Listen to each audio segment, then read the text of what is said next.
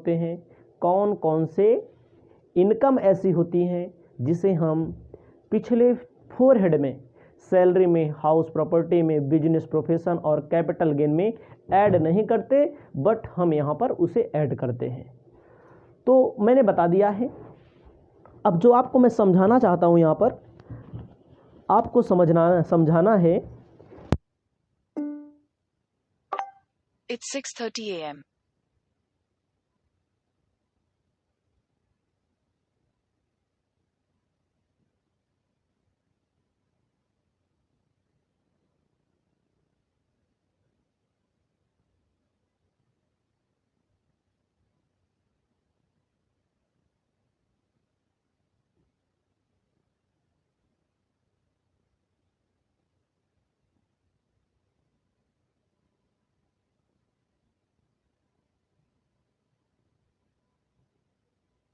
एक एक क्वेश्चन मैं आपको सॉल्व करके दिखा दूंगा कि कैसे सॉल्व किया जाता है। तो काइंड्स ऑफ सिक्योरिटी में आप सबसे पहले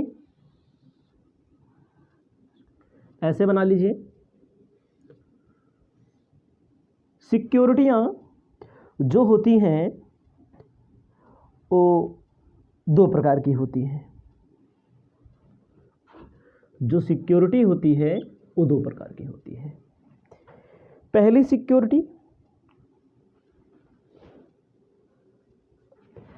सिक्योरिटी में आपको लिखना है गवर्नमेंट, क्या? Government security. Government securities. दूसरा होता है नॉन गवर्नमेंट सिक्योरिटीज। ध्यान दीजिएगा, गवर्नमेंट सिक्योरिटी का मतलब It's 6:32 a.m.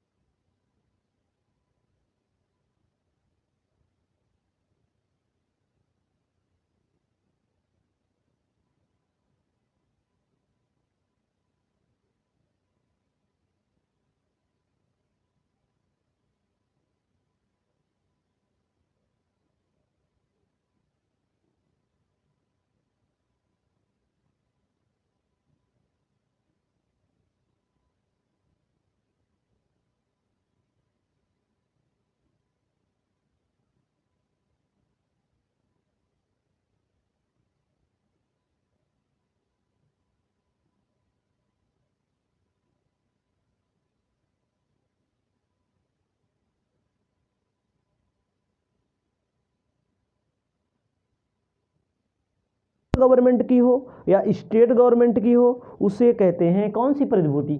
सरकारी, गवर्नमेंट सिक्योरिटी। और जो केंद्र सरकार, राज्य सरकार या लोकल अथॉरिटी के अलावा किसी की हो, उसे कहते हैं क्या? Non government security. तो आप इसमें क्या करेंगे? आप इसमें लिखिए सबसे पहले, इसमें भी दो पार्ट हैं।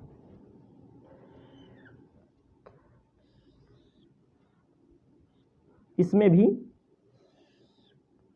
दो पार्ट हैं। इसमें भी दो पार्ट हैं। पहला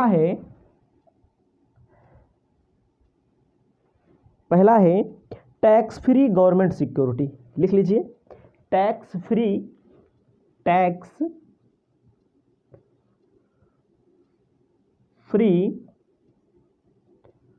गवर्नमेंट सिक्योरिटीज। ठीक है, कर मुक्त सरकारी प्रतिभूति। क्या?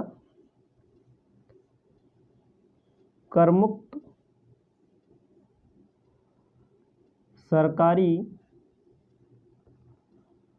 प्रतिभूति। ठीक है, टैक्स फ्री गवर्नमेंट सिक्योरिटी, कर मुक्त सरकारी प्रतिभूति। ठीक है, अब अगला होता है टैक्सेबल गवर्नमेंट सिक्योरिटी। क्या बोलेंगे? टैक्सेबल, एकदम अच्छे से समझना है। गवर्नमेंट सिक्योरिटीज, यही अगर समझ गए पूरा चैप्टर कंप्लीट। कर योग्य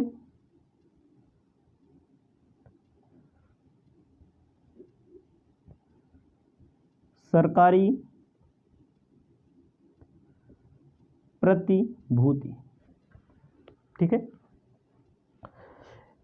यही अगर जो स्टूडेंट समझ गया, जान लीजिए पूरा चैप्टर समाप्त हो गया, और टाइम अच्छे से समझाएंगे। उसके बाद उसमें भी यही होगा, कर मुक्त tax free non government security, tax free non government security. It's 6:39 a.m.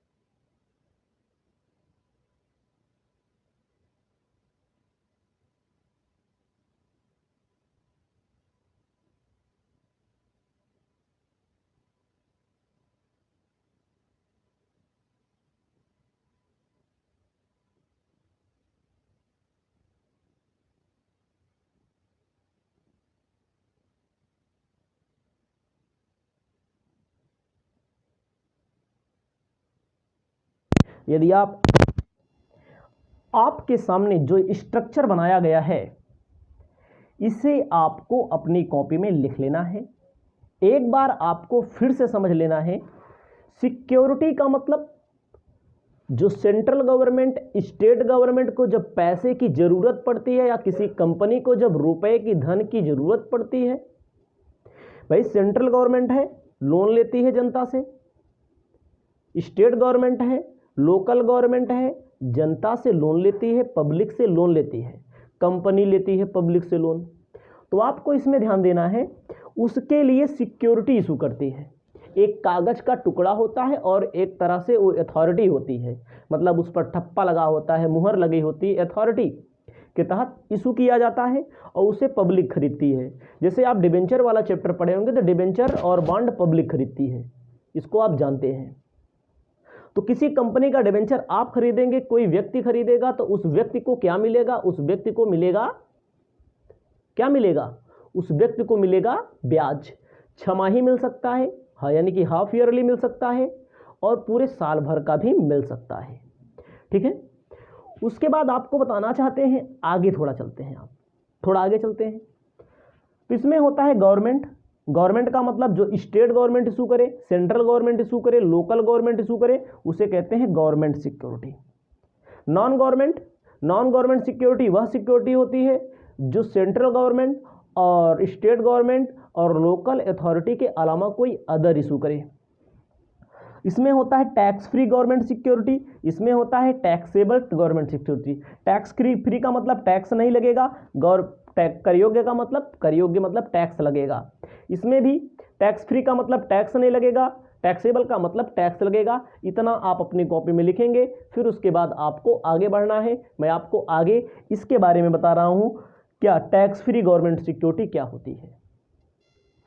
आपको अब अपने कॉपी में लिखना है टैक्स फ्री गवर्नमेंट सिक्योरिटी। भाई भी टैक्स फ्री गवर्नमेंट सिक्योरिटीज किसे कहते हैं, हिंदी में भी लिख देते हैं कर मुक्त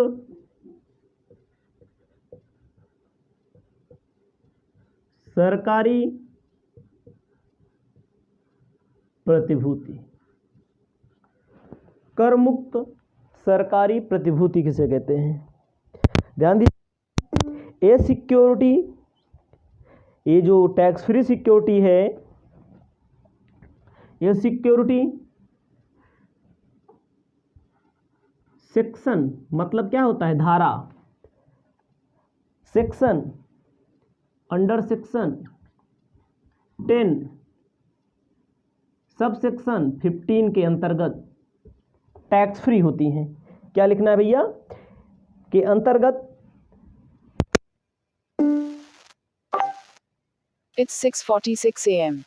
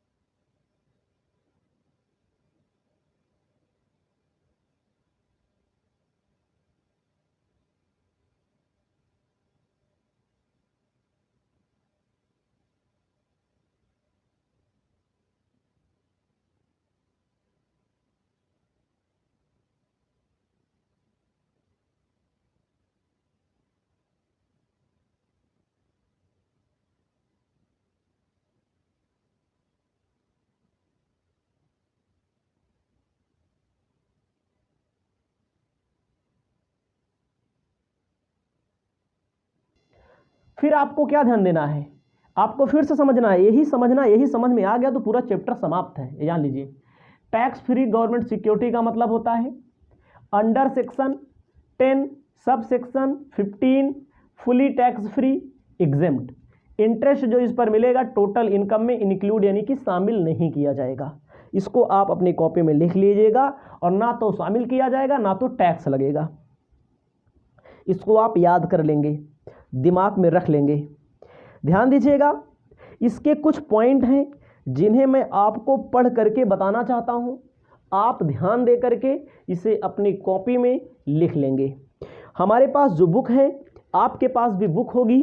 अगर आपके पास HC मेहरोत्रा की बुक है तो हमारी इस बुक में, नई वाली बुक में 414 पेज आगे पीछे करके देख लेंगे, आपको मिल जाएगा। ज़्यादा घबराने की ज़रूरत नहीं है, इसको आप ध्यान देंगे। टैक्स फ्री सिक्योरिटी में कुछ पॉइंट दिए गए हैं। टैक्स फ्री सिक्योरिटी में कुछ पॉइंट दिए गए हैं। कहा गया है 10 year treasury saving deposit certificate, 10 वर्षीय ट्रेजरी सेविंग डिपॉजिट सर्टिफिकेट अगर किसी व्यक्ति ने लिया है वो क्या होगा, एग्जेम्प्ट होगा, उस पर जो ब्याज मिलेगा वो एग्जेम्प्ट होगा, इसे कहेंगे गवर्नमेंट, ठीक है, government tax free. 5 year national post office cash certificate. Third number है 10 year national plan certificate. Fourth number है 12 year national plan saving certificate. Fifth number है 12 ईयर और 7 ईयर पोस्ट ऑफिस नेशनल, यानी कि जिसमें नेशनल शब्द यूज होगा वो सब एग्जेम्प्ट होगा, क्वेश्चन में मिलेगा तो बताएंगे। 6 number national defence gold bond 1980। उसके बाद दिया गया है स्पेशल बियरर बॉन्ड 1991। उसके बाद post office saving account, post office के सेविंग अकाउंट में एग्जेम्प्ट होगा, ध्यान दीजिएगा। उसके बाद कहा गया है post office cumulative time deposit, interest on post office public account up to 5,000 रुपया दिया है यहाँ पर। Special deposit scheme 1981। उसके बाद आपको ध्यान देना है इसमें non resident rupee deposit scheme, 12 yearly national annual saving certificate, fix deposit plan post office, उसके बाद गोल्ड डिपॉजिट बॉन्ड, ये सब सारी चीज़ें जो है ना एग्जेम्प्ट हैं। देखो जैसे जैसे आप क्वेश्चन पढ़ेंगे वैसे वैसे आपको जानकारी होगी, तो इतना आप लिख लीजिएगा। ये क्या होता है, ये टैक्स फ्री होता है। क्या होता है भैया, टैक्स फ्री होता है। इसको आपको अपने कॉपी में लिखना पड़ेगा और अच्छे से आप इसे लिख लेंगे, ठीक है। तो ये सब मिलेगा अगर आपको तो एग्जेम्प्ट होगा। और भी कुछ हैं 7% कैपिटल इन्वेस्टमेंट बॉन्ड्स, ये सब जो भी भोपाल गैस कल्याण के कारण कोई पैसा कहीं से मिलता है, कोई सिक्योरिटी मिली है तो उसका भी एग्जेम्प्ट होता है। तो आपको ध्यान देना है कर मुक्त वाला मैंने बता दिया, जो टैक्सेबल नहीं होता है इसको इंक्लूड नहीं करते, इसको मैंने बता दिया है। अब आपको ध्यान देना है कौन सा, अब आपको ध्यान देना है टैक्सेबल, दूसरा इसी में क्या होता है गवर्नमेंट वाले में, दूसरा टैक्सेबल गवर्नमेंट सिक्योरिटीज, कर योग्य, इंग्लिश हिंदी में लिखेंगे कर योग्य सरकारी प्रतिभूति, कर योग्य सरकारी प्रतिभूति, कर योग्य सरकारी प्रतिभूति, अपनी कॉपी में हेडिंग डाल लीजिए आप। अब इसमें क्या है ध्यान दीजिएगा, कर योग्य सरकारी प्रतिभूति government, central government, state government की सिक्योरिटी पर ध्यान दीजिएगा। इसमें जो इस पर क्या मिलता है, सिक्योरिटी पर हमेशा क्या मिलता है, इंटरेस्ट मिलता है। ये क्या होगा, टैक्सेबल मतलब कर योग्य होगा। टैक्सेबल गवर्नमेंट सिक्योरिटी कर योग्य सरकारी प्रतिभूति में इंटरेस्ट जो मिलेगा वो क्या होगा, टैक्सेबल होगा। इसको याद रखिएगा, ऊपर वाले में जो इंटरेस्ट मिलेगा वो टैक्सेबल नहीं होगा, पहचानना पड़ेगा कौन सी टैक्स फ्री सिक्योरिटी है। वो क्वेश्चन मिलेगा तो वहां पर ज़्यादा बेहतर ढंग से आप समझेंगे, सब बताएंगे कि क्वेश्चन बताएंगे। आपको इसमें ध्यान देना है, तो कहा गया इसमें परंतु इसके ब्याज पर उद्गम स्थान पर कर की कटौती नहीं होती, प्रतिभूतियों पर ब्याज सकल नहीं किया जाता। कह रहे हैं जो भी इंटरेस्ट बनाया जाएगा ग्रॉसअप सकल नहीं करेंगे, शकल नहीं करेंगे। ये क्या मतलब क्या होता है, ये क्या मतलब होता है अगर किसी इंटरेस्ट पर टीडीएस कट गया है, टैक्स डिडक्शन एड सोर्स अगर कट गया है, उसको टैक्स के पहले लाने के लिए ग्रॉस अप करना पड़ता है, सकल बनाना पड़ता है। ये चीज़ आपको नहीं करना है, ध्यान दीजिएगा, ये चीज़ आपको नहीं करना, सकल नहीं करना है इसमें, ठीक है। अगर टीडीएस कट गया है तो आपको क्या करना है, टीडीएस कह रहे हैं कि इन प्रतिभूतियों कटौती नहीं होती, मतलब किस पर टीडीएस नहीं कटा होता। टीडीएस मतलब टैक्स डिडक्शन एट सोर्स, जहां पर पैसा पैदा हुआ वहीं पर टैक्स को काट लिया जाए, सकल नहीं किया जाता। ये चीज़ आपको ध्यान देना है, सकल मतलब ग्रॉस अप नहीं किया जाता है, यहाँ पर ध्यान दीजिएगा।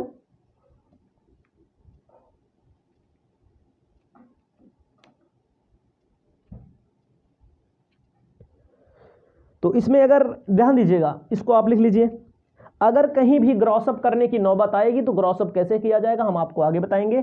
याद रखना, टैक्स फ्री गवर्नमेंट सिक्योरिटी आपको पहचानना पड़ेगा, कौन सी टैक्स फ्री है, कौन सा टैक्सेबल है, ये चीज़ आप जानकारी होनी चाहिए आपको। उसके बाद टैक्सेबल गवर्नमेंट सिक्योरिटी, टैक्सेबल में क्या होता है, टैक्सेबल होता है टीडीएस नहीं काटा जाता है, ग्रॉस अप नहीं करेंगे। ग्रॉस अप का मतलब होता है टैक्स के पहले, मतलब टीडीएस कटने के पहले जहां से पैसा पैदा हो वहीं से टैक्स काट लिया जाए, उसे टीडीएस कहते हैं, tax deduction at source, Hindi में कहते हैं उद्गम स्थान पर करके कटौती। जितना मैंने लिखा केवल इतना आपको लिखना है, बस केवल इतना लिखना है, ठीक है, केवल इतना लिखना है। लेकिन कहीं पर मान लीजिए ये वाला मिल गया जो हम कह रहे हैं ग्रॉस अप नहीं करते, तो कहीं पर मान लीजिए 8% ऐसे लिखा रहेगा, सेविंग बॉन्ड्स टैक्सेबल मिल गया, 2003 नियम है, तो ग्रॉस अप किया जाएगा, ग्रॉस अप किया जाएगा। ग्रॉस अप कैसे करते हैं भी जान लीजिए। अब ग्रॉस अप कैसे करते हैं, इंटरेस्ट इंटू 100/90, क्योंकि ब्याज जो भी ब्याज मिलता है उस पर 10% टैक्स कटा रहता है। ये आपका इंटरेस्ट मतलब टैक्स कटने के बाद जो ब्याज मिला है, टैक्स कटने के बाद 90% मिलता है, 10% कटा रहता है। 100% मालूम करने के लिए इंटरेस्ट 100/90 कर देते हैं, आपका उत्तर आ जाता है।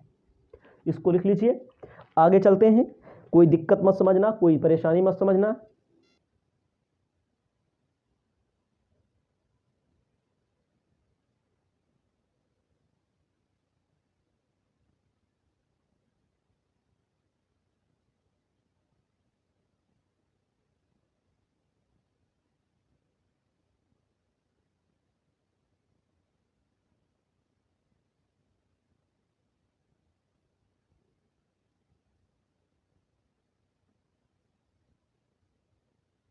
को ध्यान देना है, tax free non government security, पहला होता है टैक्स फ्री नॉन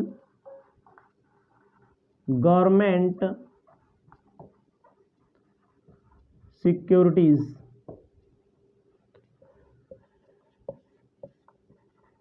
कर मुक्त गैर सरकारी प्रतिभूति,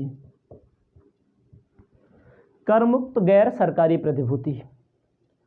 इसको आप लिख लीजिए अपनी कॉपी में, ध्यान दीजिएगा। इसको आपको लिखना है, ये वास्तव में, वास्तव मतलब एक्चुअल में, नॉट एग्जेम्प्ट, करमुक्त नहीं होती। ध्यान दीजिए, वास्तव में यानी कि एक्चुअल में करमुक्त नहीं होती। क्यों ऐसा लिखा गया? जब करमुक्त नहीं होती तो टैक्स फ्री क्यों लिखा गया? क्योंकि आप ध्यान दीजिएगा, आपने कहीं पर डिवेंचर लिया होगा, आपने कहीं पर डिवेंचर लिया होगा, शेयर लिया होगा, आपने कहीं पर सिक्योरिटी ली होगी, कोई व्यक्ति ने लिया होगा, तो टैक्स काट के बाद की मिलता है तो आपके लिए करमुक्त माना जाता है। जहां से पैसा पैदा होता है वहीं पर टैक्सवा काट लिया जाता है, इसीलिए कहा गया है tax free non government security.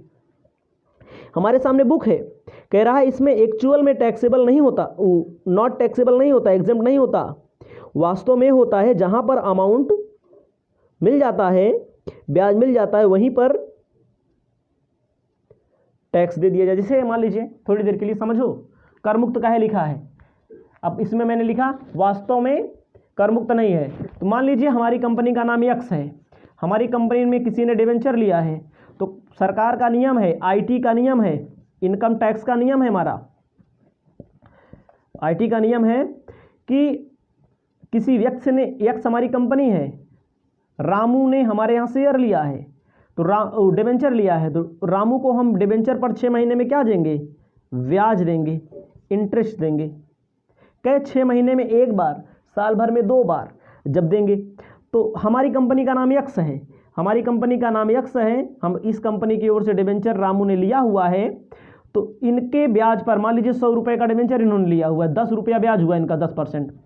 तो कंपनी का नियम है, आईटी का नियम है कि पहले डिवेंचर पर जो 10 रुपया ब्याज हो रहा है, जो उस पर टैक्स हो रहा है, वो टैक्स ब्याज में से काट करके इनकम टैक्स के सरकारी खजाने में जमा किया जाए, सरकारी फंड में जमा कर दिया जाए, बाकी जो पैसा हो रामू को दे दिया जाए। मान लीजिए थोड़ी देर के लिए 1000 मान लीजिए, 1000 रुपये पर 10% 100 रुपया ब्याज हुआ, 100 रुपया ब्याज हुआ, 100 रुपये में 10% यानी कि 10 रुपया इनकम टैक्स को दे दो, बाकी 90 रुपया रामू को दे दो। रामू को जो पैसा मिलेगा वो रामू के लिए टैक्स फ्री होगा। इसे कहते हैं टैक्स डिडक्शन एट सोर्स। जब वहीं पर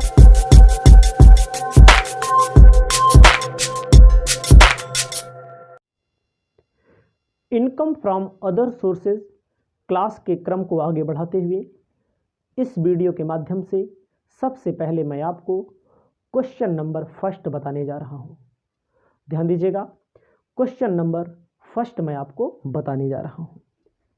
क्वेश्चन सबसे पहले इंग्लिश में पढ़ेंगे और हिंदी में समझाएंगे, ताकि हिंदी मीडियम और इंग्लिश मीडियम दोनों के स्टूडेंट अच्छी तरह से समझ पाएँ। और दावा करता हूं पूरी वीडियो यदि आप देखेंगे बिना हमारे कहे अपने मन से, तो आपको क्वेश्चन जरूर समझ में आएगा। क्वेश्चन क्या कहता है, from the following particular, from the following particular submitted by Shri Ram Kumar compute his income from the other sources. मतलब श्री राम कुमार जी हैं, राम कुमार के पास इनकम आ रही है, आपको इनकम फ्रॉम अदर सोर्सेज की टैक्सेबल इनकम को कंप्यूट करना है। इन्होंने कहा है पहला, a director of x company limited receive 12,000 per month salary. भैया राम कुमार जी कंपनी के डायरेक्टर हैं, 12,000 पर मंथ सैलरी रिसीव करते हैं। And 1200 per month entertainment allowance 12,000 रुपया पर मंथ रिसीव करते हैं। The company provided him a car official and personal use. Company ने इनको कार प्रोवाइड की है ऑफिस के यूज के लिए और पर्सनल यूज के लिए। उसके बाद कह रहा है पर्सनल यूज 50%, मतलब आधा 50% पर्सनल यूज करते हैं और आधा कहाँ यूज करते हैं, बिजनेस में अपने। द ऑफिस में यूज करते हैं, बिजनेस में नहीं। The company incurred expenditure 16,000 running maintenance both official and personal use, depreciation of car 14,000। जो आपको पहला पॉइंट मिलेगा, ये सब पूरी सूचना इनकम फ्रॉम सैलरी से संबंधित है। फिर आगे कह रहे हैं सेकंड नंबर आप देखेंगे, डायरेक्टर फीस इन्होंने कमाई की है 13,000 रुपये की। उसके बाद इन्होंने कमाई की है interest on dividend cooperative bank में 2,000 की, dividend receive from foreign company 6,000। Fifth number देखेंगे आप, receive winning from lottery, income from agriculture in England, harmonium delivering lecture, ठीक है, सोसाइटी में इन्होंने दिया है 1,200 रुपया। कोई दिक्कत नहीं है, क्वेश्चन को मैं यहाँ पर सॉल्व करने जा रहा हूँ। क्वेश्चन में बहुत सारी सूचनाएं दी गई हैं। पहली इन्फॉर्मेशन भैया जो दी गई है वो पूरा सैलरी से रिलेटेड है। क्वेश्चन में इनकम फ्रॉम अदर सोर्सेज पूछा है, देखो भाई अदर सोर्सेज पूछा तो हम अदर सोर्सेज वाला निकालेंगे। अगर हमसे टोटल इनकम पूछा होता तो सैलरी वाला भी निकालते और इनकम फ्रॉम अदर सोर्सेज वाला भी निकालते। तो हमसे क्या पूछा है, इनकम फ्रॉम अदर सोर्सेज। आप अपनी कॉपी में लिखो computation of income from other sources. अपनी कॉपी में लिखो computation of income from other sources. ऐसे लिखिए, जो चैप्टर आप पढ़ेंगे income from other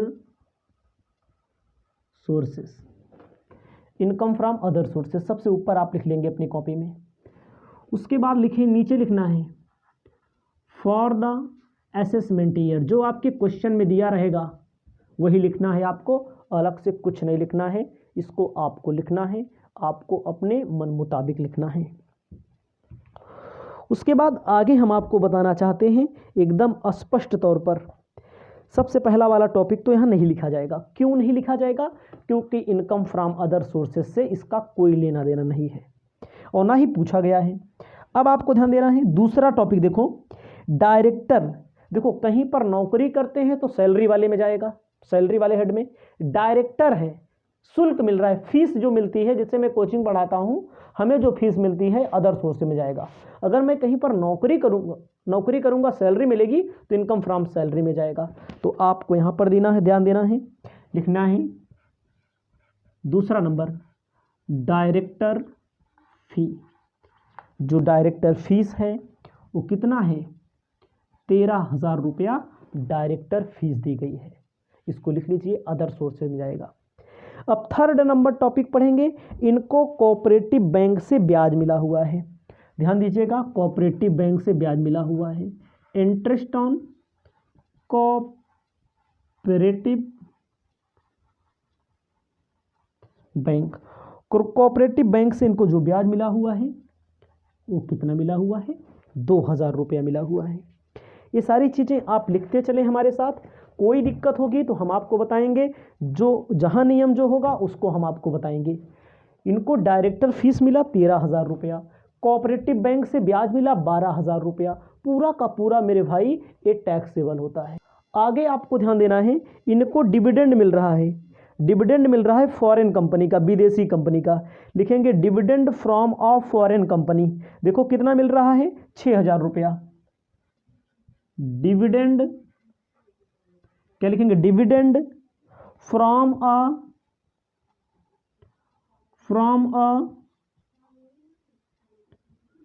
foreign company. यहाँ कंपनी लिख लीजिएगा, विदेशी कंपनी भैया ब्याज मिल रहा है, ये भी पूरा का पूरा अदर सोर्सेज का। याद रखिएगा, मैंने पहले भी बताया है इनकम फ्रॉम अदर, ठीक है, इनकम फ्रॉम अदर सोर्सेज में क्या आएगा, डायरेक्टर फीस आ गया, कोऑपरेटिव बैंक आ गया। चारों हेड अगर आप पढ़े होंगे तो ये सब चीज़ें आपको नहीं मिलती थी चारों हेड में। ना तो सैलरी में मिला, ना तो हाउस प्रॉपर्टी में मिला, ना तो बिजनेस प्रोफेशन में, ना तो कैपिटल गेन में। जो चारों में नहीं आएगा वही पांचवें में आएगा, ध्यान देना है।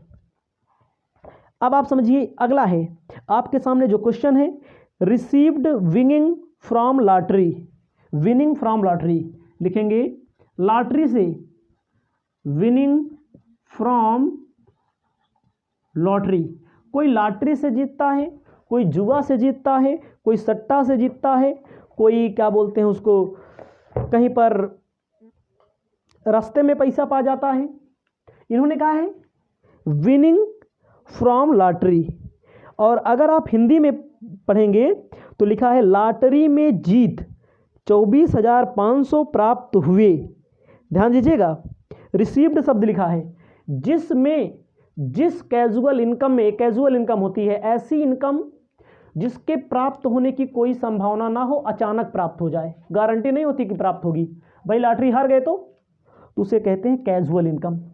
कह रहा है रिसीव्ड शब्द जिसमें बोला होगा, जैसे इन्होंने कहा है 24,500 रुपया रिसीव्ड हुआ है, इसका मतलब रिसीव जिसमें लिख देगा, क्या लिख देगा, रिसीव लिख देगा। अगर जीत अकेले लिखेगा तो सीधा पैसा यहां लिख देंगे। अगर रिसीव बोला है, रिसीव तो आपको ध्यान देना है, रिसीव का मतलब ये होता है 70%, यानी कि जो भी कैजुअल इनकम होती है, जैसे कोई व्यक्ति रास्ते में पैसा कमा गया, कोई व्यक्ति घुड़दौड़ से पैसा कमा लिया, कोई व्यक्ति सट्टा से पैसा कमा लिया ना, तो उस पर सरकार कितना टैक्स लेती है? 30%। तो रिसीव्ड शब्द अगर मिलेगा कहीं पर तो जान लीजिएगा कि उसमें टैक्स कट गया है, हमें चाहिए 100%। 100% यानी 35,000 पाए थे, सरकार ने अपना टैक्स काट लिया, बाकी कितना वापस कर दिया? 24,500 रुपया। ये टैक्स कटने के बाद का होता है, ये वाला हमें टैक्स कटने के पहले, इसे कहते हैं ग्रॉसअप करना। कहीं भी कैजुअल इनकम को ग्रॉसअप करेंगे तो 100/70 करेंगे, कहीं भी डिविडेंड को ग्रॉसअप करेंगे, इंटरेस्ट को ग्रॉसअप करेंगे तो 100/90 करेंगे। याद रखना, बहुत सारे क्वेश्चन मिलेंगे, बहुत सारे पॉइंट मिलेंगे। आगे हैं, कह रहे हैं agriculture income in England. Agriculture income in England, Bharat के बाहर एग्रीकल्चर इनकम अगर हो रही है तो कहाँ होगी? वो भी यहीं होगी, इंडिया में हो रही है तब भी यहीं होगी, ये भी ध्यान दीजिएगा। भले आप एग्रीकल्चर चैप्टर पढ़ें शुरू में, वो नहीं मतलब हेड मतलब है सैलरी, हाउस प्रॉपर्टी में कहीं पर खेती वाली इनकम आपने लिखा? नहीं लिखा खेती वाली इनकम। कैपिटल गेन में नहीं लिखा, बिजनेस प्रोफेशन में नहीं लिखा, तो आपको लिखना है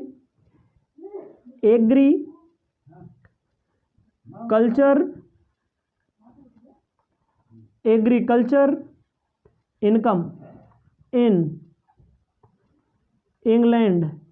इंग्लैंड से कितनी एग्रीकल्चर इनकम कर रहे हैं भैया? देखो क्वेश्चन में दिया 78,000। 78,000 इसको आप ऐड कर लेंगे। उसके बाद आपको बताना चाहते हैं, आगे दिया गया है honorarium for lecture. Honorarium for lecture. Lecture इन्होंने दिया है कहीं पर, देखो अलग से लेक्चर दिया है, 1200 की कमाई हुई है इनको। तो ये होता है इनकम फ्रॉम अदर सोर्सेज। अब इसको भैया कर लेंगे ऐड कर लेंगे तो क्या होगा? इनकम फ्रॉम अदर सोर्सेज आ जाएगा 13,000 plus 2,000 plus 6,000 plus 35,000 plus 78,000 plus 1200, 1,35,200 आपका आ जाएगा। 1,35,200, इसे क्या बोलेंगे? Income from other sources. Income from other sources, याद रखना, जैसे आप किससे थ्योरी पूछता है तो कुछ इनकम को बताइए, तो ऐसे भी याद रख लेना डायरेक्टर फी क्या होती है? अदर सोर्सेज की income. Interest on cooperative bank, other sources की इनकम। डिविडेंड, अदर सोर्सेज की income. Winning from lottery, other sources होता है एग्रीकल्चर, अदर सोर्सेज। लेक्चर कहीं पर देंगे, अदर सोर्सेज। ये आपको ऐड कर लेना है, आपका आंसर आ चुका है। आगे मैं आपको बताने जा रहा हूं सेकंड नंबर क्वेश्चन, पहले इसे आप अपनी कॉपी में लिख लीजिए।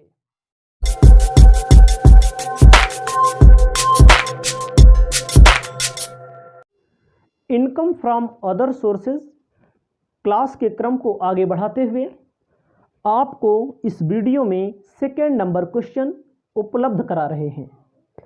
क्वेश्चन जब आप पढ़ेंगे तो आपको एहसास होगा कि क्वेश्चन में क्या पूछा गया है, क्वेश्चन की बारीकियों के बारे में आपको पता लग जाएगा। क्वेश्चन कहता है, Shri Swami Prasad furnished the following particular of his income for the previous year. Swami Prasad ji के पास कुछ इनकम है, अपने इनकम के बारे में बता रहे हैं। Dividend from a tea company, इन्होंने डिविडेंड मिला है ग्रॉसअप करने के बाद, कितना? 60% इनकम एग्रीकल्चर होगी, कोई बात नहीं, बाकी दूसरी कोई इनकम होगी, दूसरी तो नहीं लिखना है आपको यहाँ पर। Second, amount on a horse race, घुड़दौड़ से इन्होंने अमाउंट कमाया हुआ है। Winning a lottery, interest, fourth number देखो, इंटरेस्ट डिपॉजिट किया है पैसा कहीं पर फर्म में, वहाँ से ब्याज मिल रहा है। डिविडेंड मिल रहा है कोऑपरेटिव सोसाइटी से। Income from non agriculture land. Shri Swami Prasad claim the following expenses, Swami Prasad ji खर्च के लिए, मतलब कि जो इनके इनकम फ्रॉम अदर सोर्सेज की इनकम हुई है उसमें से कुछ छूट भी मांगते हैं। कहते हैं कि bank commission for collection dividend from tea company, कोई दिक्कत नहीं है। Interest on taken purchase share tea company, expenses incur lottery ticket, कोई दिक्कत नहीं। सबसे पहले आप लिखो, सबसे पहले computation of taxable income from other sources, computation of taxable income from other sources आपको लिखना है। एक चीज़ आपको ध्यान देना है, इसमें जो डिडक्शन मिलेगा, जो छूट मिलेगी किसकी, जो कहते हैं कि मैंने इतना खर्चा किया छूट दे दिया जाए, छूट मिलेगी उसकी जो टैक्सेबल होगा। जैसे मान लीजिए कोई पैसा इकट्ठा करने के लिए, जैसे बैंक से ब्याज प्राप्त करने के लिए इन्होंने पैसा खर्चा किया, 2% 1% खर्चा किया, तो इसमें से केवल उतने की छूट मिलेगी इनको जितने के टैक्सेबल अमाउंट होंगे। कभी कभी होता है ना एग्जेम्प्ट होता है, तब छूट नहीं मिलती है कोई अमाउंट। ठीक है, आप अपनी कॉपी में लिखेंगे कंपुटेशन, क्या लिखेंगे, computation of taxable income from other sources. सबसे ऊपर लिख लीजिएगा फॉर द असेसमेंट ईयर, जो क्वेश्चन में दिया होगा। Computation of income from other sources आपको लिख लेना है। पहले नंबर टॉपिक से हम पढ़ते हुए चलेंगे ऊपर से नीचे की ओर। कहता है dividend from a tea company. पहला नंबर क्या है, dividend from a tea company. लिखिए dividend from a tea company. कह रहे हैं 60% एग्रीकल्चरल इनकम। भैया आपको जानकारी होनी चाहिए, जो एग्रीकल्चर इनकम होती है वो एग्जेम्प्ट होती है, वो भी इंडिया की। इसके पहले वाले क्वेश्चन में इंग्लैंड मिला था, वहां टैक्सेबल किया, नहीं तो कहोगे वहां सर जी आपने क्यों टैक्सेबल कर दिया। इंडिया में तो 60% कह रहे हैं एग्रीकल्चरल है, तो बाकी क्या बचा, 40% नॉन एग्रीकल्चरल है। डिविडेंड कहाँ आता है, इनकम फ्रॉम अदर सोर्सेज में आता है ना, तो 40% ध्यान दीजिएगा निकाल दिया जाएगा। 60% टैक्स से एग्जेम्प्ट होगा, 40% टैक्सेबल होगा। हो गया, 1000 रुपया टैक्सेबल होगा क्योंकि ये नॉन एग्रीकल्चरल है। ठीक है, इसको समझ लीजिएगा। इसको हम डिविडेंड फ्रॉम कोऑपरेटिव सोसाइटी मिला है, देखो कोऑपरेटिव सोसाइटी से, सॉरी दूसरे नंबर पे आप देखेंगे amount on a horse race, income of a horse race, घुड़दौड़ से भैया कमाई हुई है। ये में देखो रिसीव नहीं लिखा, अगर रिसीव लिखा होता तो जितना अमाउंट पाते हैं उसके नीचे लिखो आप 70% इंटू 100 से मल्टीप्लाई करना पड़ता है। अगर कोई व्यक्ति घुड़दौड़ से पैसा जीतेगा या किसी लॉटरी से जीतेगा या रास्ते में पड़ा हुआ धन मिल जाएगा, उसे बोलते हैं कैजुअल इनकम। रिसीव अगर बोला होता, रिसीव नहीं बोला है ना, तो चुप मारे ऐसे लिख दीजिए। आगे चलते हैं, आगे चलते हैं। लॉटरी के बाद, सॉरी हॉर्स रेस के बाद तीसरे नंबर पे winning from a lottery. Winning मतलब जीत, रिसीव नहीं बोला, winning from a lottery, winning from a lottery. कितना, 62,500 विनिंग बोला है, मतलब जीता हुआ है, इनकम फ्रॉम अदर सोर्सेज में आएगा। ठीक है, आगे आप देखते चलिए, आगे आगे क्या हो रहा है। फोर्थ नंबर में interest receive on deposit with a firm. ठीक है, interest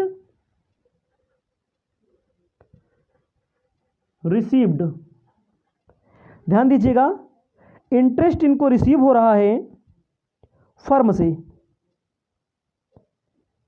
interest receive on deposit with a firm, firm से इनको इंटरेस्ट रिसीव हो रहा है। आपको जानकारी होनी चाहिए, अगर कोई फर्म से रिसीव हो रहा है कितना, देखो कह रहे हैं 5400 रुपया, ये इसका मतलब 90% है। याद रखिएगा नियम क्या होता है, फर्म पहले ब्याज कमाए, पहले पैसा कमाए, फिर जो ब्याज देना है, किसी को लोन दिया है कोई व्यक्ति, तो उस पर ब्याज पर जो टैक्स बन रहा है वो टैक्स काट करके इनकम टैक्स डिपार्टमेंट में जमा करे, बाकी जो पैसा होगा देगा। तो 90% मिल रहा है, हमें 100% चाहिए। यहाँ पर ग्रॉसअप किया जाएगा, 6000 आ जाएगा। आगे क्या दिया गया है, income from non agricultural land, income from non agricultural land, कोई ज़मीन है जिस पे खेती काम नहीं होता, जैसे रेंट उंट पे दे देते हैं, कोई इधर काम हो जाता है, कोई प्लांट लग जाता है, उससे जो इनकम होती है उसे कहते हैं अदर में आता है। ऐड कर लीजिए 1000 प्लस 2500 प्लस 62,500 प्लस 6000 प्लस 1500, आपका आ रहा है, एक बार फिर से चेक कर लेते हैं, कोई भूल हुई है भी, एक आठ और है भी इसमें। Dividend receive from a cooperative society, 500 रुपया नहीं लिखा गया, लिख लो यहाँ पर नीचे, कोई दिक्कत नहीं, भूल नहीं होनी चाहिए। डिविडेंड 2 बार हमेशा चेक करना चाहिए, रिसीव्ड अ कोऑपरेटिव सोसाइटी 500 रुपया, इसको ऐड कर लीजिए, आपका आ जाएगा, अभी 73,500 आ रहा था, अब 74,000 आ जाएगा आपका। समझ रहे हैं? अब इसी में एग्जम्पशन मिलता है, छूट मिलती है,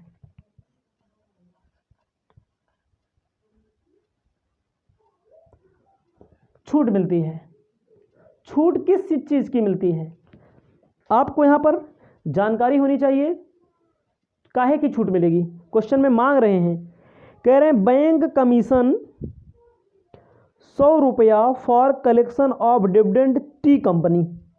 आप समझिए थोड़ी देर के लिए, ये कह रहे हैं चाय वाली कंपनी से डिविडेंड वसूल करने के लिए कितना खर्चा किया इन्होंने, जो खर्चा किया है, कितना खर्चा किया है 100 रुपया, उसका डिडक्शन मांग रहे हैं। कोई बात नहीं है, याद रखिएगा।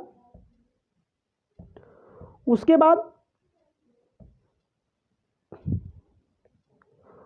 क्या कह रहे हैं, 800 purchase of share in T company, 800 रुपये का इन्होंने क्या मांगा है, जो शेयर खरीदा है चाय कंपनी में 800 रुपये का, उसकी छूट मांग रहे हैं, कोई बात नहीं है। लॉटरी के टिकट के लिए छूट मांग रहे हैं, कितने की,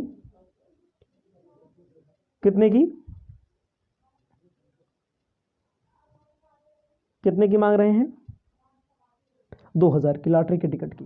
यहीं पर आपको समझना है पूरा खेला इसमें क्या होता है, कहानी क्या होती है।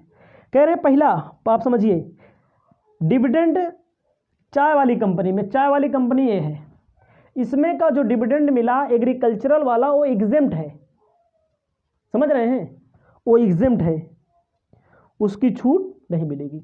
जो इनकम एग्जेम्प्ट है मतलब 60% एग्रीकल्चरल है, एग्रीकल्चरल वाले के लिए चाय वाला एग्रीकल्चरल है, तो उसकी छूट नहीं मिलेगी। इसको लिख लीजिएगा, जो यहाँ टैक्सेबल होगा उसी की छूट मिलेगी। 60% क्या है, टैक्सेबल है, ठीक है। लाभांश की वसूली के लिए बैंक कमीशन मांगा जा रहा है, छूट मांगी जा रही नहीं होगी, क्योंकि 60% एग्रीकल्चर इनकम है और एग्रीकल्चर इनकम क्या है, एग्जेम्प्ट होती है। जो यहाँ एग्जेम्प्ट है उसकी छूट मांगेंगे अगर, तो छूट नहीं मिलेगी, जो टैक्सेबल होगा उसकी छूट मिलेगी।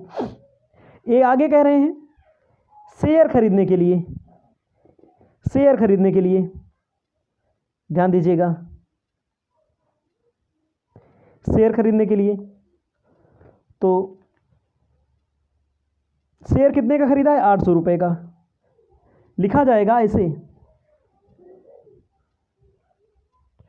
लिखा जाएगा 20% ऑफ 1000, 20% ऐसे लिखा जाएगा 20% ऑफ 1000। 1000 का 20% निकालिए 200, अथवा जो वास्तव में शेयर खरीदा, इन दोनों में जो कम होगा उसी की छूट मिलेगी। नियम होता है, इसको भी याद रखना पड़ेगा। मतलब कि 1000 का 20%, 1000 का 20%, 20% आएगा 200, और 800 का शेयर किन्होंने खरीदा है, दोनों में जो कम होगा उसकी छूट मिलेगी, यानी कि 200 की छूट मिलेगी। और आपको ध्यान देना है 200 की छूट मिलेगी। और आपको आगे क्या ध्यान देना है?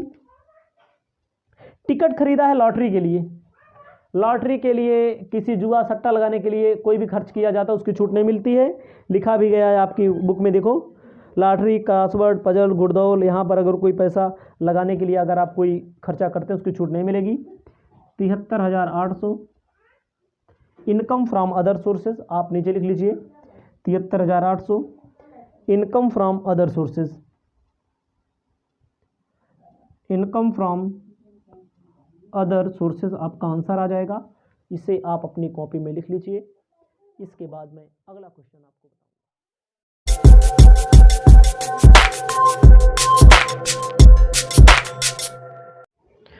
नमस्कार, आप पढ़ रहे हैं income from other sources chapter.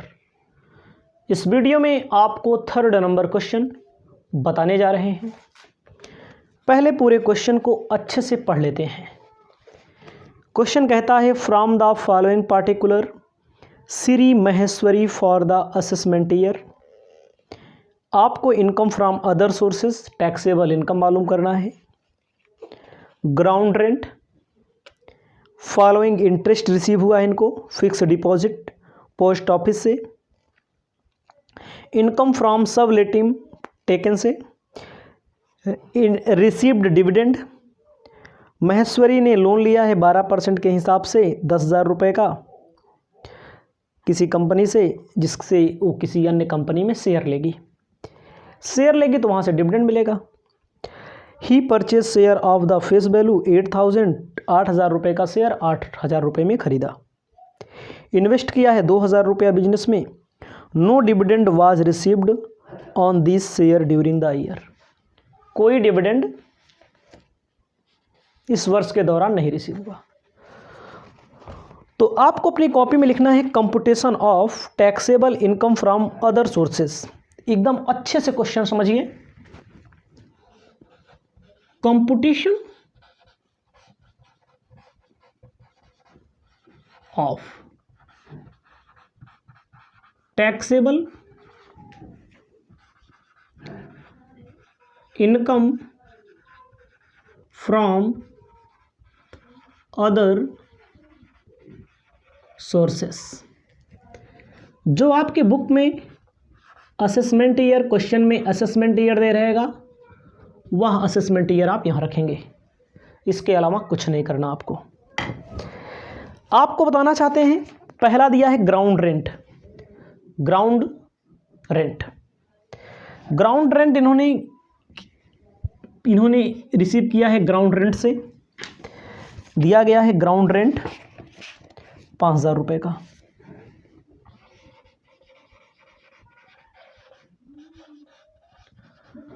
Ground rent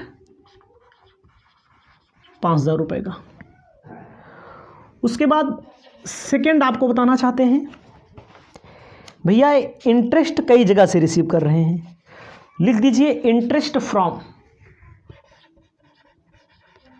interest from कई जगह से रिसीव कर रहे हैं। तो इंटरेस्ट कहाँ कहाँ से रिसीव कर रहे हैं? बैंक से रिसीव कर रहे हैं 400। पोस्ट ऑफिस सेविंग, ध्यान दीजिएगा, पोस्ट ऑफिस में इनका सेविंग अकाउंट है, बचत किए हुए हैं, लेकिन पोस्ट ऑफिस सेविंग अकाउंट से रिलेटेड नियम होता है, उसको याद रख लीजिएगा, ध्यान दीजिएगा, ठीक है। तो ये एग्जेम्प्ट होता है, पोस्ट ऑफिस से रिलेटेड जो सेविंग अकाउंट खुलवाए हैं, बचत खाता खुलवाए हैं, वहाँ से इनको जो ब्याज मिलेगा यहाँ पर एग्जेम्प्ट होगा। ध्यान दीजिएगा, केवल इतना, पोस्ट ऑफिस के सेविंग से रिलेटेड जो नियम होगा आगे होगा, यहाँ पर एग्जेम्प्ट है। मतलब याद रखिएगा, जो डाकघर होता है वहाँ पर बचत का अगर कोई किया है, उससे ब्याज कमाता है तो एग्जेम्प्ट होगा। उसके बाद आपको आगे बताना चाहते हैं, फर्म से कितना कमा रहे हैं। देखो, फर्म में डिपॉजिट किया है, 600 कमा रहे हैं फर्म में।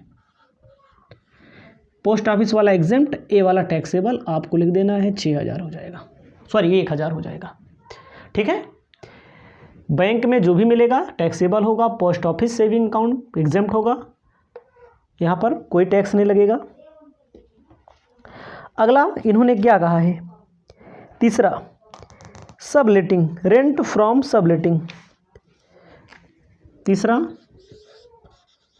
Income from subletting. सबलेटिंग का मतलब होता है उप किराएदार। उप किराएदार का मतलब होता है क्या, जैसे मैंने किसी से कमरा लिया किराए पर, किसी अन्य को उठा दिया किराए पर, अपना उठाएंगे किराए पर तो इनकम फ्रॉम हाउस प्रॉपर्टी में आएगा। अगर किसी अन्य से लेकर के उठा देंगे किराए पर तो सबलेट बोला जाता है, ठीक है। इसमें कमाई हुई है 5000 रुपये की, और मैंने मतलब कि असेसी ने, करदाता ने, महेश्वरी ने किसी से लिए, मतलब 5000 रुपये उठा दिया है, जिससे लिया है एक्सपेंसेस पेड, जिससे लिया है रेंट पेड बोलेंगे उसको, भाई किसी अन्य को से लिया है उसको दे देंगे 3000। इसको आपको थोड़ा यहाँ लिखना है, इधर 5000 रुपया, इसमें से 3000 माइनस कर देना है। उसके बाद एक्सपेंसेस, खर्च कितना किया, 400 रुपया, यानी कि 5000 में 3000 रुपया क्या कर किया गया है, 5000 रुपये में 3400 रुपया खर्च किया गया, 3400 आपको माइनस कर देना है, बाकी कितना बचेगा, 1600 टैक्सेबल हो जाएगा। फिर समझ लीजिए, मान लीजिए हम हैं असेसी, हमने कितने पे लिया, 5000 रुपये लिया, मैंने लिया 3000 पे, उसको उठा दिया 5000 पे, और उस पर मैंने खुद खर्च किया 400 पे, तो ये दोनों माइनस कर लो, टैक्सेबल होगा। Fourth number, dividend from Indian company. Dividend from Indian company, Indian company से लाभांश कितना मिला, इंडियन कंपनी से लाभांश इनको मिला है 3580 रुपया, 3580 लिख दीजिए, कितना, 3580 रुपया। कहीं पर शेयर वेयर रहा होगा इनको, तो ये सारी चीज़ों को ऐड कर लिए, 516 1000 1600 प्लस 3580 11180 रुपया, कितना आएगा, 11180। इसे बोलेंगे, इनमें टैक्स, इसमें छूट नहीं मिलेगी। क्यों छूट नहीं मिलेगी, क्योंकि इन्होंने क्या कहा है, क्वेश्चन में कहा है क्या, इन्होंने कहा है क्वेश्चन में कि इन्होंने 10,000 रुपया महेश्वरी ने लोन लिया है 12% पर एनम से किसी इंडियन कंपनी का शेयर परचेज करने के लिए। तो इसकी छूट इसलिए नहीं मिलेगी क्योंकि जो 10,000 रुपया लोन लिया गया है उस लोन को लेने से जो शेयर लिया गया है उस शेयर पर अभी तक कोई डिविडेंड नहीं मिला है, कोई लाभांश नहीं मिला है, ये दूसरी का है लाभांश मिला है। तो इसे आप लिख लेंगे, ठीक है, इसीलिए उसकी छूट नहीं मिलेगी। अगर उसका डिविडेंड मिला होता, यहाँ टैक्सेबल होता, तो उसकी छूट मिलती। स्पष्ट जानकारी रखिएगा, ठीक है, इसे अपनी कॉपी में लिख लीजिए। आगे हम आपको बताने जा रहे हैं क्वेश्चन नंबर 4।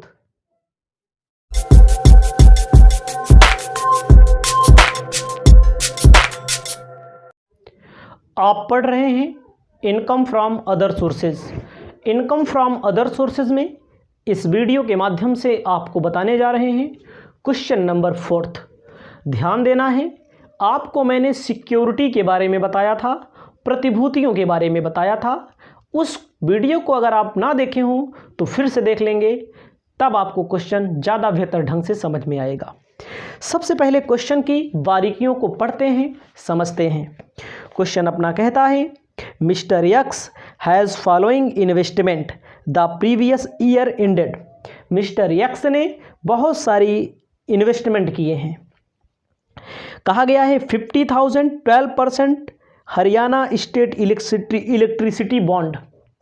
50,000 रुपया इन्होंने इन्वेस्ट किया है, साल भर में इनको 12% इंटरेस्ट मिलेगा हरियाणा स्टेट गवर्नमेंट के पास। 40,000 13%, 40,000 कहीं जमा किया है, 13% ब्याज मिलेगा। और इस पर Allahabad development bond. Family pension इन्होंने जमा किया है। उसके बाद 6,150 रुपया इंटरेस्ट रिसीव हुआ है tax received, tax free secured security पर, चिट सिक्योरिटी पर। और 74,000 रुपया इन्होंने टैक्स फ्री इन्वेस्टमेंट किया है लिस्टेड कंपनी में। 50,000 डिवेंचर इन्होंने गोवा डेवलपमेंट अथॉरिटी में इन्वेस्ट किया गया है। कोई दिक्कत नहीं है। बहुत ही ढांसू प्रश्न है, ये ध्यान दीजिएगा, बहुत ही तगड़ा प्रश्न है। ही टुक अ लोन, गोवा डेवलपमेंट अथॉरिटी के शेयर को परचेज करने के लिए 20,000 रुपये का लोन लिया है 11% ब्याज के लिए। उसके बाद जो भी वे वसूली करेंगे, कलेक्शन करेंगे इंटरेस्ट ऑल सिक्योरिटी पर 2% क्या करेंगे, कमीशन देंगे। कोई दिक्कत नहीं। ध्यान दीजिएगा, आपको कंप्यूटेशन करना है income from interest on security, मतलब आपको कैलकुलेट करना है कितनी इनकम कर रहे हैं सिक्योरिटी से। बहुत अच्छा क्वेश्चन, बहुत ढांसू क्वेश्चन। लिखना पड़ेगा कंप्यूटेशन ऑफ इनकम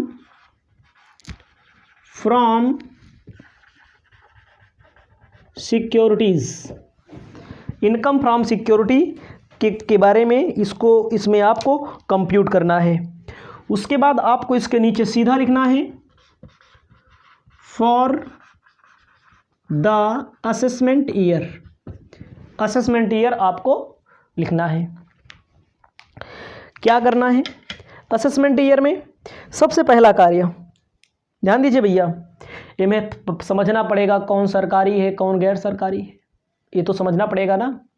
जैसे आपको नॉर्मल तौर पर जैसे हरियाणा गवर्नमेंट दे दे, किसी शहर के नाम से रिलेटेड दे दे, जैसे इलाहाबाद दे दिया, हरियाणा दे दिया, उत्तर प्रदेश, झारखंड, मध्य प्रदेश, भारत सरकार, ये सारी चीज़ें अगर दे तो जान लीजिए आप गवर्नमेंट हैं, वो भी टैक्स फ्री। ठीक है, ध्यान दीजिएगा। मैंने बताया था प्रतिभूतियों के बारे में, सरकारी होती हैं। सरकारी में कई टॉपिक मैंने आपको बताए थे। सरकारी वाले में होती हैं ए वे सिक्योरिटी होती हैं जिनका ब्याज पूर्णतः कर मुक्त है। इन प्रतिभूतियों पर ना कुल आय शामिल होगी ना उस पर कर लगता है, कोई बात नहीं है। लेकिन आपको ध्यान देना है, कर योग्य वाले में केंद्र सरकार व राज्य सरकार द्वारा निर्गमित की जाती हैं, कर योग्य होती हैं मतलब टैक्सेबल होती हैं। टीडीएस इनके पर नहीं कटा होता है, तो ये कर योग्य वाली हैं, इन्हें शकल नहीं बनाया जाता। ध्यान दीजिएगा, सबसे पहले दिया है पहला हरियाणा वाला। पहला इन्होंने दिया है क्या, 50,000 12% Haryana state electricity board bond. ध्यान दीजिएगा, ये क्या होती हैं,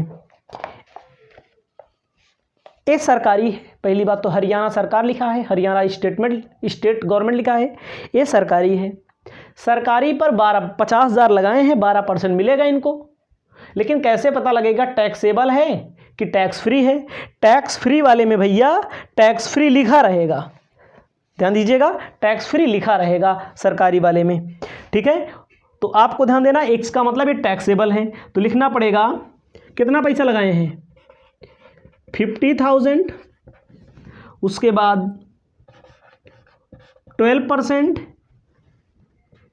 हरियाणा स्टेट इलेक्ट्रिसिटी बोर्ड,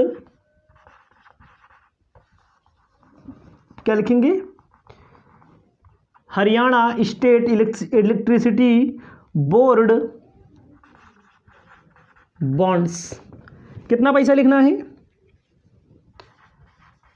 6,000 रुपया लिख देना है। ये आपका हो गया। कैसे आया समझिएगा, नहीं तो कहो कि नहीं समझ में आ रहा है, समझना पड़ेगा। यही क्वेश्चन है, 2-4 क्वेश्चन ऐसे मिलेंगे ना जो आपका दिमाग और हमारा दिमाग घोट कर पी जाएंगे क्वेश्चन ही। ध्यान दीजिएगा। ये पहली बात, कैसे पता लगा सरकारी है कि गैर सरकारी है। भैया हो स्टेट गवर्नमेंट लिखा है तो सरकारी मानो, ठीक है। स्टेट गवर्नमेंट लिखा है, सेंट्रल गवर्नमेंट, लोकल अथॉरिटी, ये सब सरकारी होती हैं। अब आपको क्या ध्यान देना है, सर जी आपने 50,000 का 12% क्यों यहाँ पर लिख दिया, क्योंकि ये टैक्सेबल होती हैं। कैसे पता लगेगा टैक्सेबल नहीं है, तो उसके पता लगाने के लिए इसमें दिया गया है, धारा 10-15 के अंतर्गत कुछ नाम दिए गए हैं, कुछ नाम दिए गए हैं जो मैंने पीछे आपको बताया है। अगर आपके पास किताब होगी SC मल्होत्रा वाली 14 पेज के आसपास में ढूंढ लीजिएगा सरकारी वाले में, ठीक है। कुछ नाम दिए गए हैं, ठीक है। अब आगे चलते हैं। 50,000 जमा किए हैं हरियाणा सरकार के पास, 12% कितना हुई है, 6,000 रुपया क्या होगा, टैक्सेबल होगा। क्यों टैक्सेबल 6,000 लिख दिया गया डायरेक्ट, क्योंकि ये पहले से इस पर कोई टैक्स, कोई TDS कटा नहीं रहता है। जो सरकारी होती है टैक्सेबल, इस पर TDS कटा नहीं होता है, इसको याद रखिएगा। ग्रॉसअप नहीं करेंगे, इसको क्या नहीं करेंगे, ग्रॉसअप नहीं करेंगे, शकल नहीं बनाया जाता कर योग्य सरकारी को। दूसरे पर आप आते हैं, दूसरे पर दिया 40,000 इलाहाबाद। अच्छा बताओ इलाहाबाद ये कैसे पता लगा सर जी सरकारी है कि नहीं, पहले लिख लें तो बात करें। 40,000 30% इलाहाबाद डेवलपमेंट बॉन्ड्स। ये कौन सरकार है भैया, यो सरकार है, लोकल अथॉरिटी की सरकार है। लोकल अथॉरिटी का मतलब नगर पालिका, महानगर पालिका, नगर निगम। इलाहाबाद डेवलपमेंट बॉन्ड्स, ठीक है, ये भी सरकारी है। तो सीधा जो वहाँ किया गया वही यहाँ कर लिया जाएगा।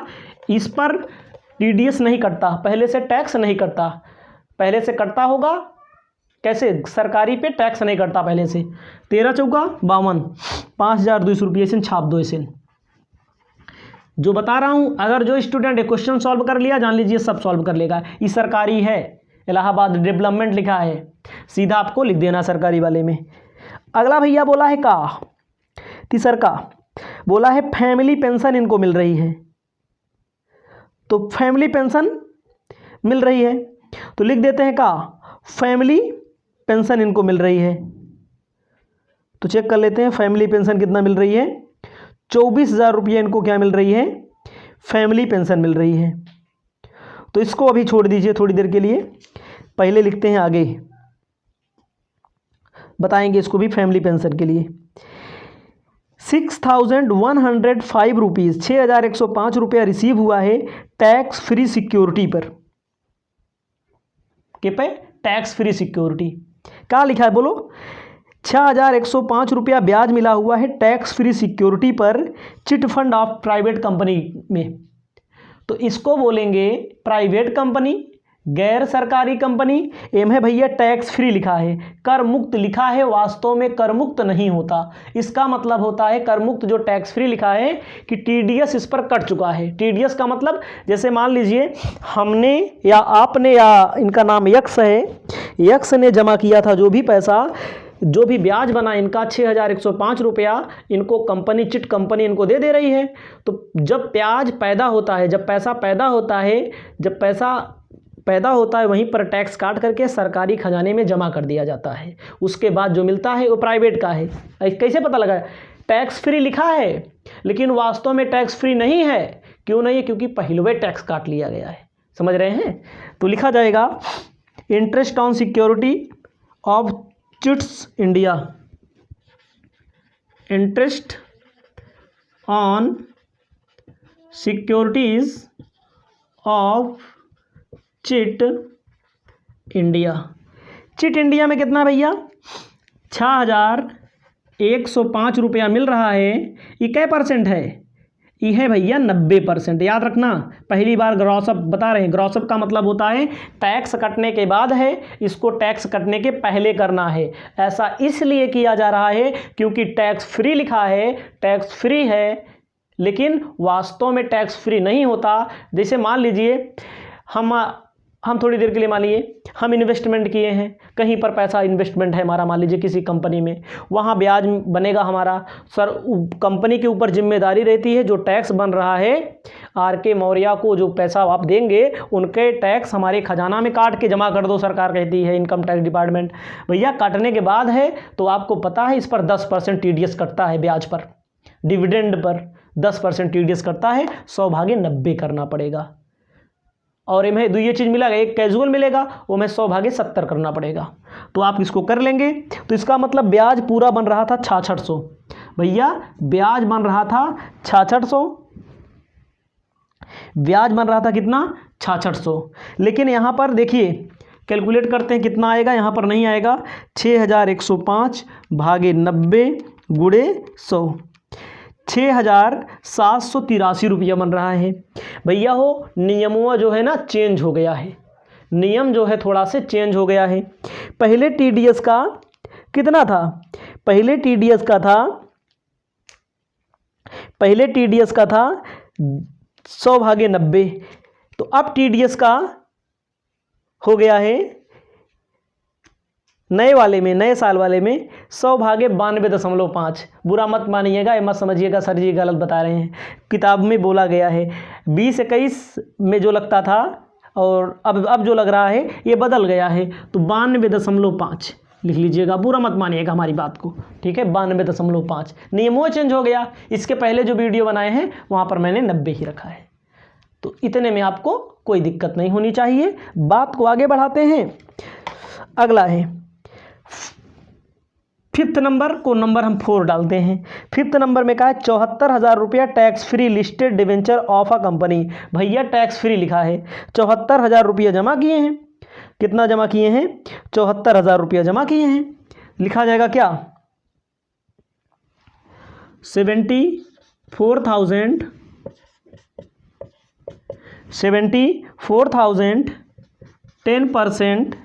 10% टैक्स फ्री लिस्टेड डिवेंचर। देखो भैया ये क्या 10% मिला होगा, कितना मिला होगा? 7400 इनको मिला होगा। लेकिन याद रखना 7400 मिला है, टैक्स फ्री लिखा है ना, लिस्टेड लिखा है। टैक्स फ्री भले लिखा है लेकिन टैक्सेबल है, क्योंकि मिलने के बाद टैक्स फ्री होता है। ये आपका है 92.5। जैसा कि पहले क्वेश्चन जब लगाया गया होगा तो 90 रखा गया होगा, मतलब सरकार नियम बदलती रहती है ना, हमें चाहिए 100%। तो आपको इसको कैलकुलेट कर लेना है। जेम है टैक्स फ्री लिखा है, क्या जानना टैक्सेबल है, उसका ग्रॉसअप करना है। 7400/92.5 गुणे 100, 8,000 रुपया। 8,000 बना था। सरकार को टैक्स काट करके कितना दिया गया? 74, यानी कि 600 सरकार को दे दिया गया था। ये आप समझ लेंगे। अब आएंगे 5वां नंबर। 5वें नंबर में क्या कहा गया है? 5वें नंबर का मतलब इसमें 6वां एक बीच में छोड़ ही दिया गया है।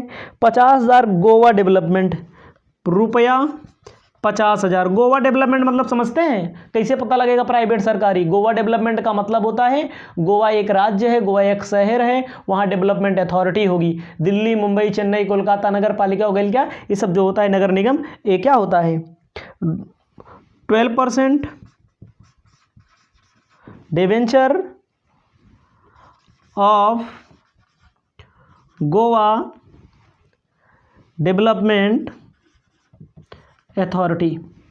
इसमें आपको ध्यान देना है क्या, सीधा सीधा क्या परसेंट निकाला जाएगा? जैसे यहाँ निकाला गया, देखो सब भाई भाई हैं, ए भाई है, जिस पर टिक लगा दिया, ए दोनों भैया हैं, ए और ए आपस में भैया हैं, आपस में एक घर के हैं, इनकी एक कैटेगरी है, इनकी एक कैटेगरी है। जहाँ जहाँ टिक लगाया देखो,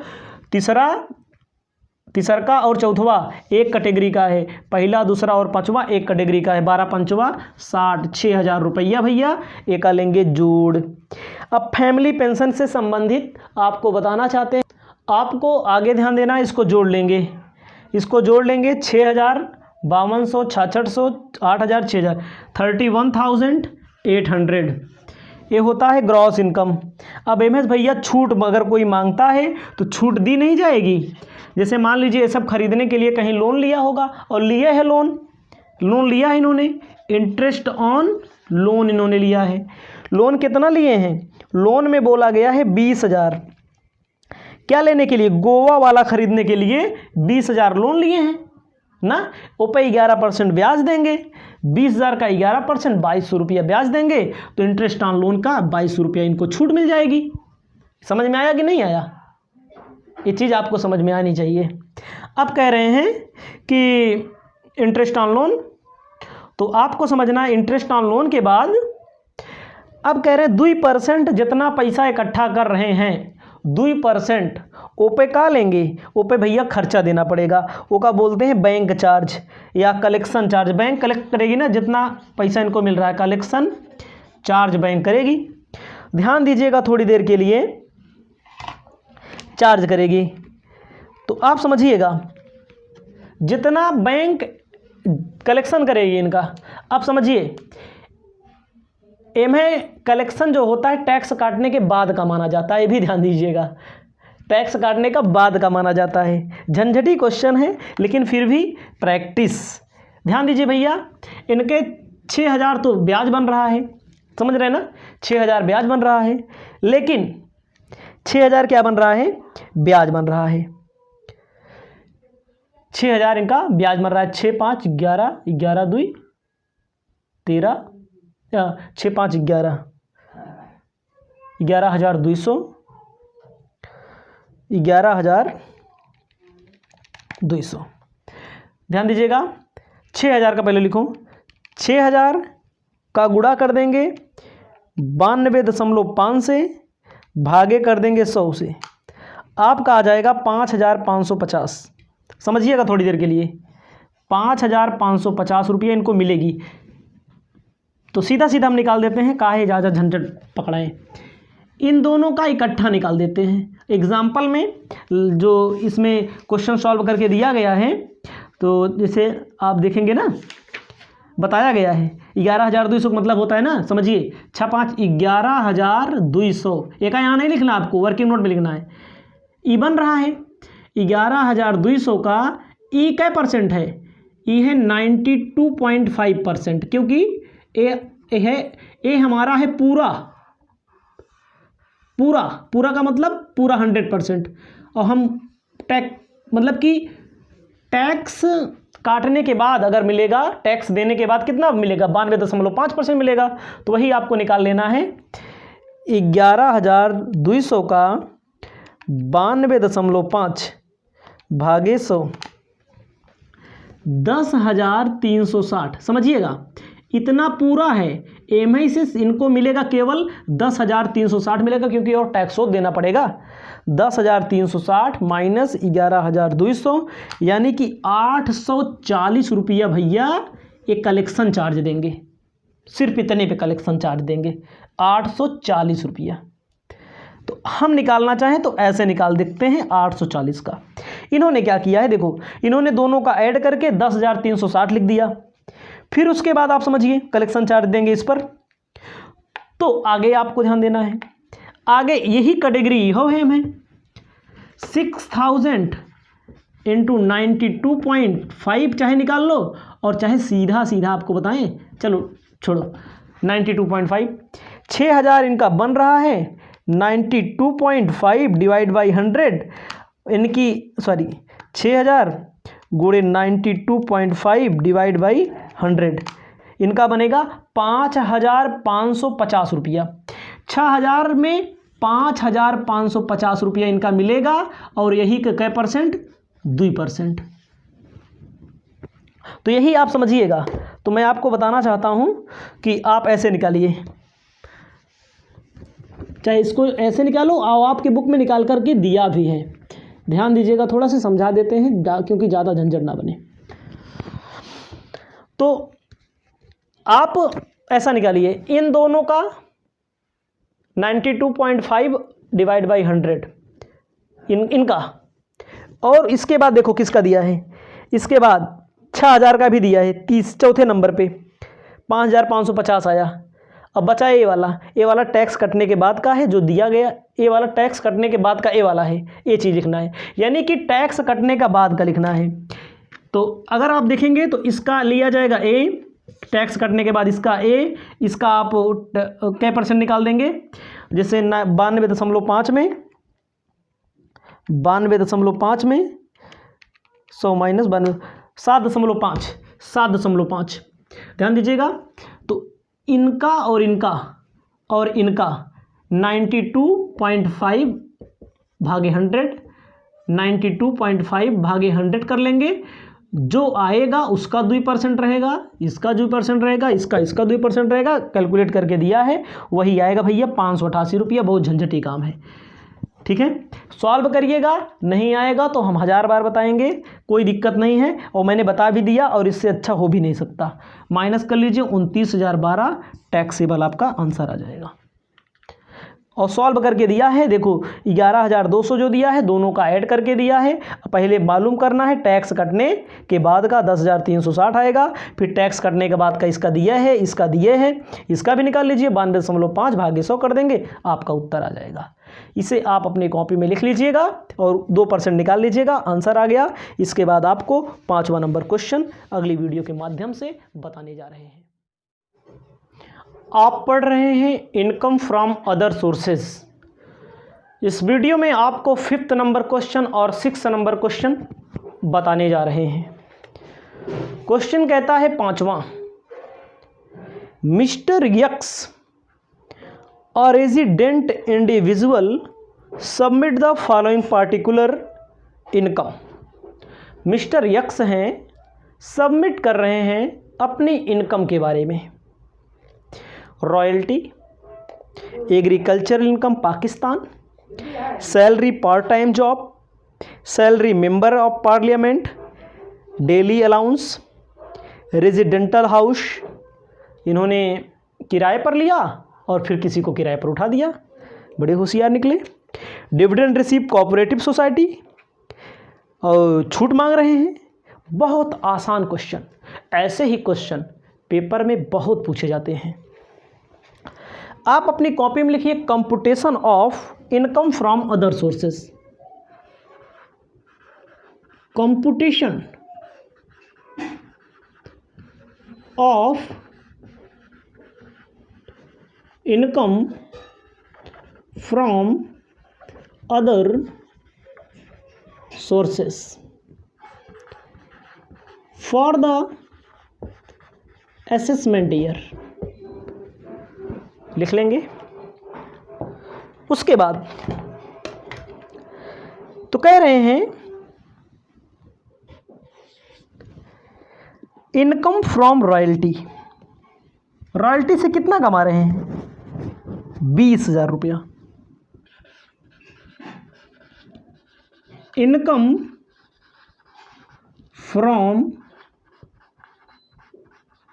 रॉयल्टी, रॉयल्टी से कमा रहे हैं 20,000। लेकिन नीचे देखो 8वें नंबर पे कह रहे हैं रॉयल्टी में, जो रॉयल्टी से फ्री थोड़ी आएगी, इस पे खर्चा भी करना पड़ेगा। खर्चा भी किया 3,000, लेस करेंगे एक्सपेंसेस 3,000 रुपया, 17,000 रुपया इनकम मानी जाएगी। मिस्टर यक्स हैं, रॉयल्टी से 20,000 कमा रहे हैं और उस पर खर्च भी कर रहे हैं, तो उसकी छूट मिलेगी इनको, इनमें कोई दिक्कत नहीं होगी आपको। आगे पाकिस्तान में भैया एग्रीकल्चर इनकम है, इंडिया में होती तो एग्जेम्प्ट होती, पाकिस्तान में टैक्सेबल होती है। यहाँ पर पाकिस्तान से यहाँ पर कमा के ला रहे हैं। इनकम फ्रॉम एग्रीकल्चर,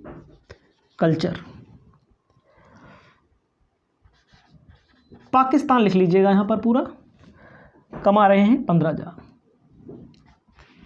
पूरा का पूरा टैक्सेबल होगा। Salary for part time job,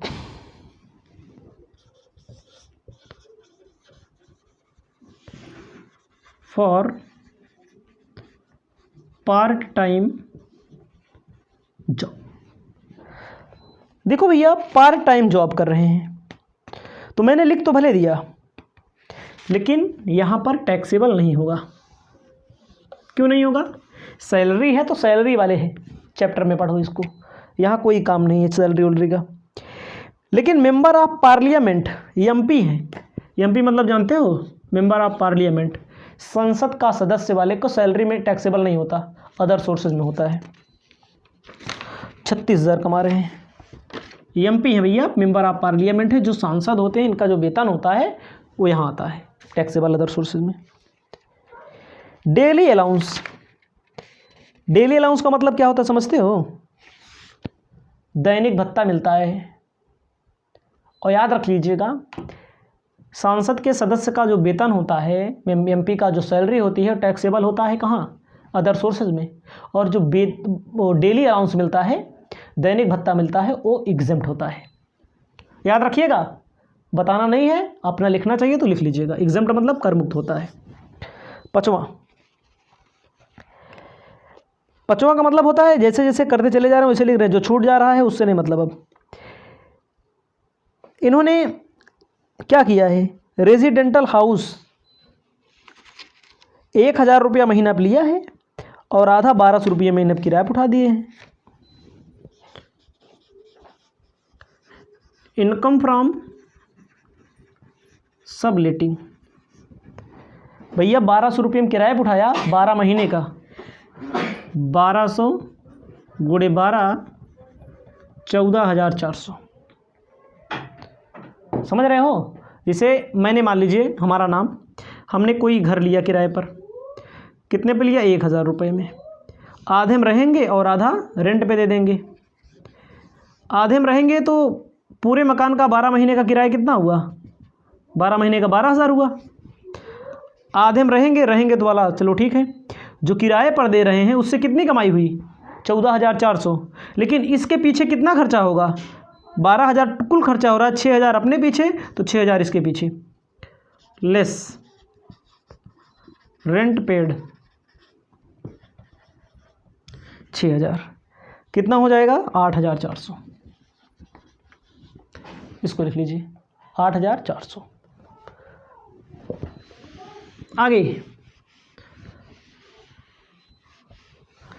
आगे चलते हैं। 7वें नंबर ध्यान देना है। अब 7वें यानी कि यहाँ 5वां भले लिख रहे हैं लेकिन 7वें, dividend from cooperative society. Dividend cooperative society से डिविडेंड मिला है 5,000 रुपया, पूरा टैक्सेबल होगा और कुछ नहीं है। 5,000 रुपया टैक्सेबल होगा, ध्यान दीजिएगा। लेकिन कह रहे हैं डिविडेंड कलेक्शन के लिए 100 रुपये खर्च हुए हैं, इसको सीधा यहाँ लिखो 5,000, लेस कर देना है कलेक्शन चार्ज 4,000, कलेक्शन चार्ज 4,000 मतलब माइनस कर दिया जाएगा, छूट मिल जाएगी। 17,000, 15,000, 36,000, 8,400, 4,900। आपका आंसर देखिए कितना आ रहा है? 81,300। इसको बोलेंगे income from other sources. Other sources याद रखना मेरे भाई, ठीक है। क्या क्या छोड़ा गया इसमें वो जरूरी है याद रखना। छोड़ा गया है वेतन वाला, कहीं नौकरी किए 21,000 कमाए हैं, छोड़ दिया गया क्योंकि वो सैलरी वाले चैप्टर में जाएगा। और क्या छोड़ा गया इसमें? और छोड़ा गया इसमें सांसद हैं, दैनिक भत्ता, डेली अलाउंस। सांसद अगर कोई होता है डेली अलाउंस पाता है तो टैक्सेबल होता है, टैक्सेबल नहीं होता एग्जेम्प्ट होता, ठीक है। और सांसदों का वेतन यहाँ टैक्सेबल होता है क्योंकि अदर सोर्सेज में उसे रखा गया है। अब आगे आपको बता रहे हैं 6 क्वेश्चन, इसे आप लिख लेंगे। आपको ध्यान देना है। 6 नंबर क्वेश्चन आपके सामने है, पहले पढ़ लेते हैं। श्रीमती नीलम तिवारी है residential individual submit following particular income from other sources, इनको फैमिली पेंशन मिलती है। सेकेंड नंबर में स्कूल गेट्स रॉयल्टी, बुक में एक स्कूल में बुक लिखी हुई है, बुक लिखने वाले को रॉयल्टी मिलती है। उसके बाद रेमुनरेशन एग्जामिनर करते हैं। उसके बाद इनके पास रेमुनरेशन एक्टिंग एज आ एग्जामिनर करती हैं।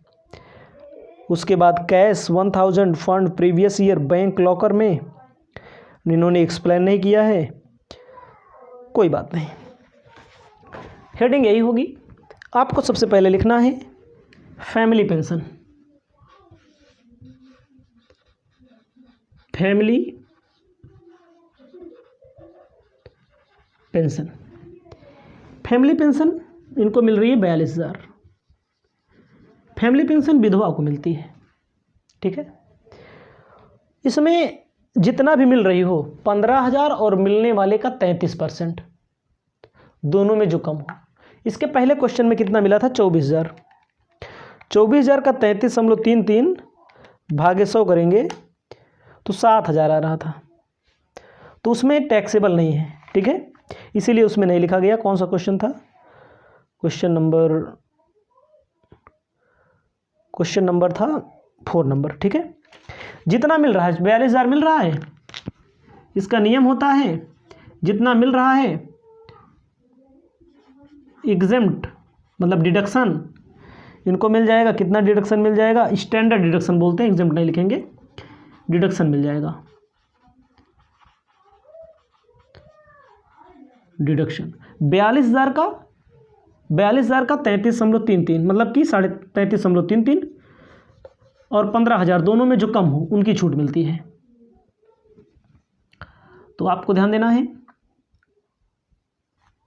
14,000 की छूट मिलेगी। 14 तिरिक 42 यानी कि 28,000 रुपया टैक्सेबल होगा। जितना मिल रहा है उसका 33.33 निकाल लो, 14,000 आएगा और 15,000 दोनों में जो कम होगी उसी की छूट मिलेगी। 14 और 15 मतलब इसी का 33.33 और 15,000 नियम है, दोनों कम होगी छूट मिलेगी। दूसरे आपको लिखना है रॉयल्टी, लिखा है इन्होंने रॉयल्टी इनको 17,000 रुपया मिली हुई है। बुक लिखी है किसी स्कूल में, एक्सपेंस इन्होंने किया है बुक के पीछे 3,000, 14,000 रुपया टैक्सेबल हो जाएगा। तीसरा आपको ध्यान देना है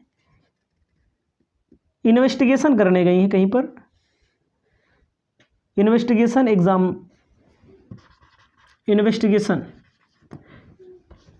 अनुसंधान करने गई है, जांच इन्वेस्टिगेशन,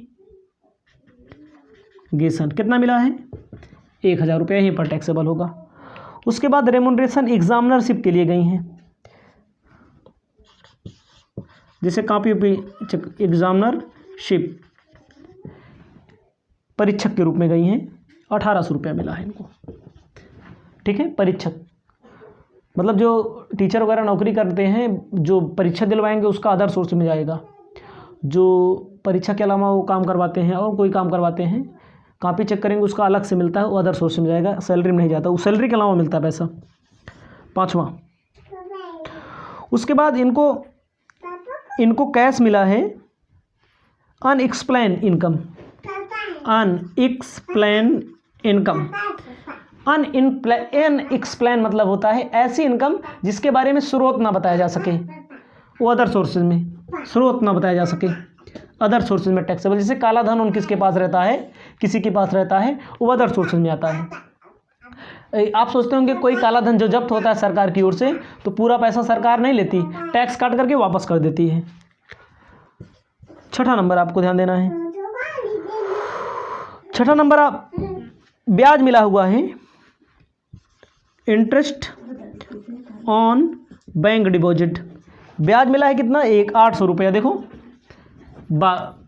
28,000, 14,000, 1,000, 1,800, 1 लाख जोड़ देंगे 1,45,600, 1,45,600 अदर सोर्सेज की इनकम हो जाएगी। Income from other sources, taxable income from other sources आप लिख लेंगे। आप समझिए ये सारी चीज़ें लिख दी मैंने। क्या नहीं लिखा गया? जो ये 1 लाख लिखा क्या है? अनएक्सप्लेन इनकम लिख लीजिएगा।